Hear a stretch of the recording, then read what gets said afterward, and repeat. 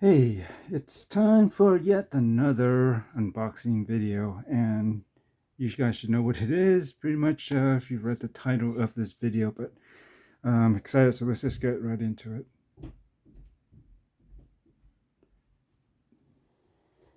So I got another Sinn, and this one I didn't think I would be able to get. Well, not without going into the secondary market, which I feel they come up kind of rarely, and if they do, they hold their prices generally pretty well, so if not above. And so I don't know. It's just something I've kind of just put away and didn't think about for a while. But then I got an email from Watch Buys, and that's the one retailer that can authorize to sell a lot of German watches, including Sinn, in the United States. And I just saw an email that said that they got more of these limited edition. This is a U.S. version. The Sinn U50 S BS, and this the all black. Is it DOC? Some people say PVD, but I would assume it should be DOC because that's more resilient. But it's all black, fully tegemented steel, submarine steel that is. And yeah, that's basically the top version that you can, it has all the, pretty much everything you can get on that particular watch, with the blue gradient dial. So they don't have any of the red accents, like they mostly come in like this. Um, but that's all right, because I really wanted that blue version. And yeah, so I just went to the site and I was like, wow, I thought they were all sold out the first time. Like that was about 2 years ago. Um, right around, yeah, so it's 2023. I think, yeah, about late 2021, if not early 2022, possibly. But I had just bought my limited editions in 103 Classic 12 from them, and it's like, I didn't feel like spending the extra 3,000 plus on this watch. Didn't really have it at the time, and so I just passed it up, and I always kind of kick myself in the butt for not just going for it, because that's the version that I really liked. It's just different than your standard one, and it just looks cool with the blue dial, and it's just a blue, black, and white theme. And I'm glad they put it out again. And it's from what I saw somewhere. This new batch should be the final round of production of these, limited to 500 pieces. And I'm not sure if what mixture of that is on the bracelet or on the rubber strap, or it's just you tell them which one you want and they just set you up with that, and then they give it to you that. And either way, it's just 500 total for the watch head unit itself, probably. But anyways, we'll see which number this is. So it comes with the box is pretty basic. It's nothing special about the this limited edition, but instruction manual. I'm sure this will be the manufacturer's warranty card, or also from the seller, authorized dealer. So the guarantee and all that stuff. You usually get a set of tools. I mean, if you don't have it on a bracelet, then you may not. This usually doesn't just pop out. You gotta tighten that screw there to keep this in there.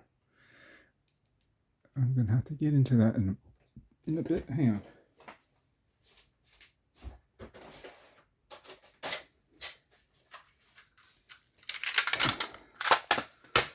Let's see if we can address that right now. I'm assuming you would put it on the flat side like this.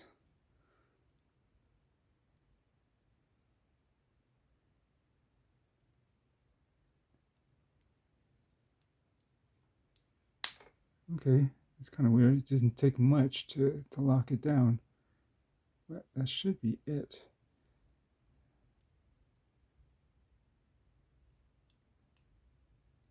That's the first time that happened, but should be like a flat head on this end. Yep. Though I don't think You need a, well, maybe for no, they use Allen wrenches for the link, so I'm not even sure sometimes what the tools are. Maybe this would be to remove the bracelet, but the pin side. But anyways, you get a Sinn sign tool. You can sort of see there. And if you got the watch and the bracelet, they'll give you 2 Allen wrenches or hex wrenches, because the screws on the both sides of the bracelet links, you're gonna have to put one on each side so that it holds one down when you try to unscrew and loosen up the screw. Otherwise, it will just keep spinning. So that's good. And here we go.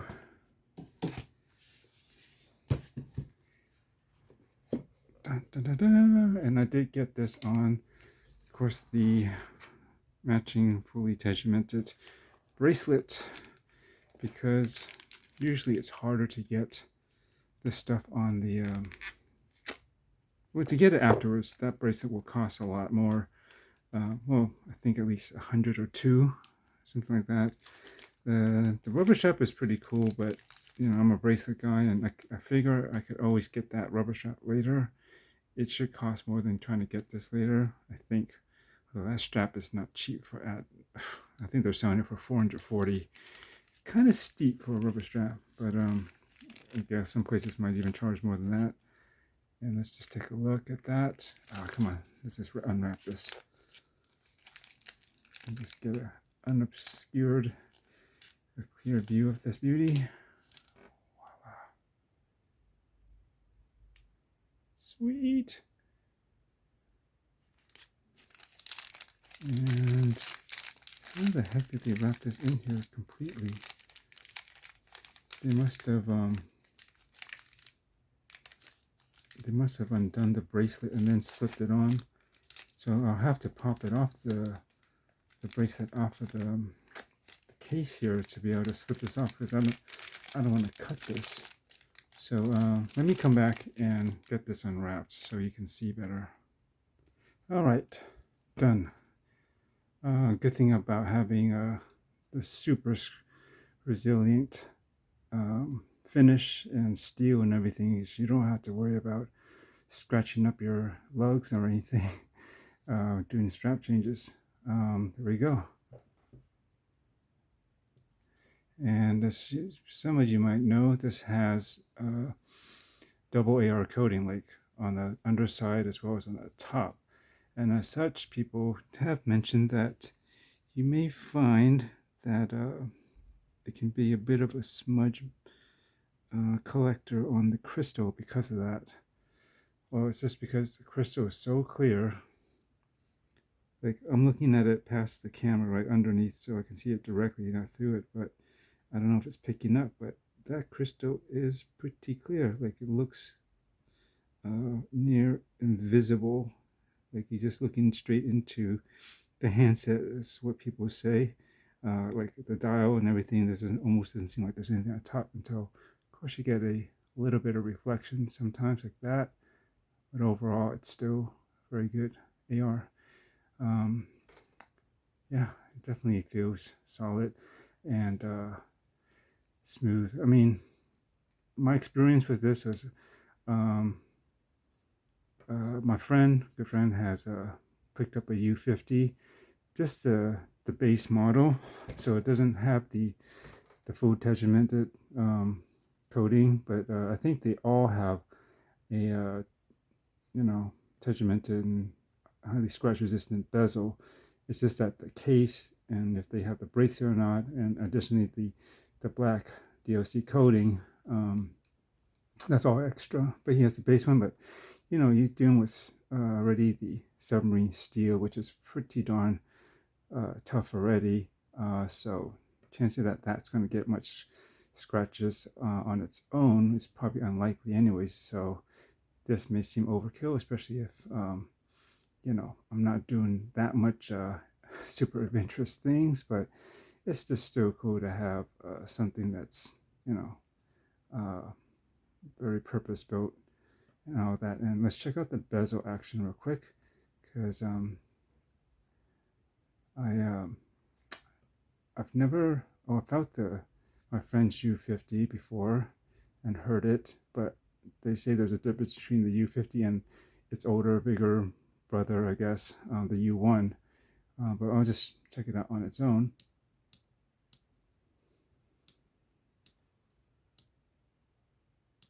Some people say there's a bit of springiness to it. I wouldn't necessarily say that. If you go slow and just click like this, if there's any, there's no real play. If there's anything, it's just quickly just kind of set this up into position.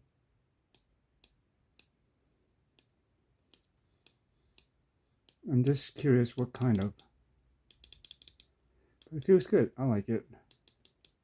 Some people have said that the bezel might be even sometimes a little bit too stiff or hard to turn, but I'm not finding that, and it looks like it lines up pretty good too. Let's go a little faster. It should be a click spring, but I don't think it's a ball bearing. Unlike my Sinn 104 or the 103, they're bidirectional bezels, so they kind of operate a little differently because of that. But yeah, it's good. Today I got on the Tag Heuer Aqua Racer Solargraph, the titanium version, and this has a really nice 60-click bezel action. It really feels nice and crisp. It's really quite good for a titanium watch or bezel as well. Usually they feel like crap, kind of harsh or somewhat unrefined feeling. Just a lot of titanium bezels don't seem to feel that great, but when they, this one's done really good. But talking about the U1, let's give it a look. You can see the dial is just has a little bit of texture on it. You can see some angles,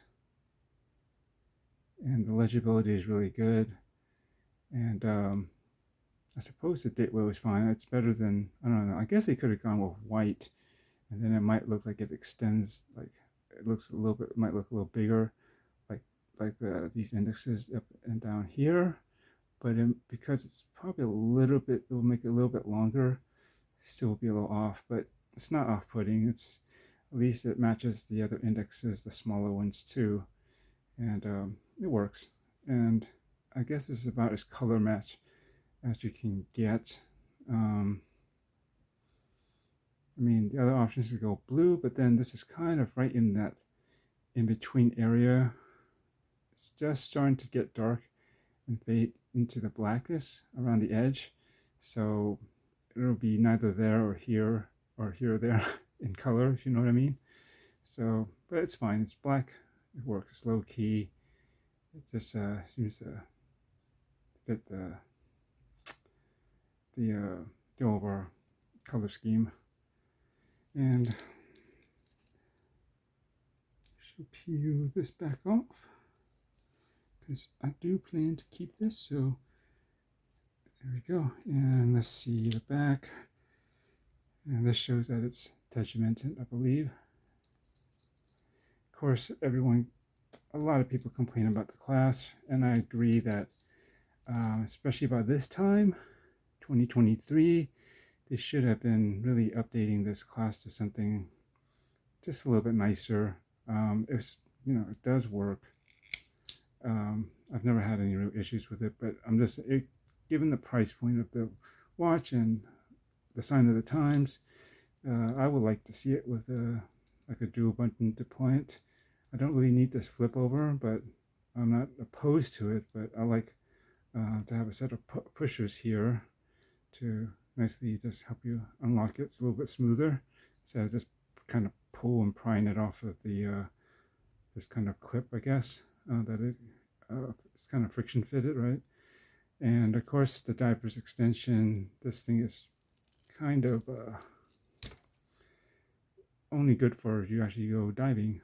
but I would like, of course, toolless micro adjust. That's what's on a lot of people's wish list for whenever you get a bracelet, to have that kind of on the fly adjustment without tools, just to get the perfect fit, just depending on the situation your wrist is in. But see, should say which one this is. I don't think it's going to be that big. It's right there. Let me get it in focus. Okay, 197. There's 197 out of 500.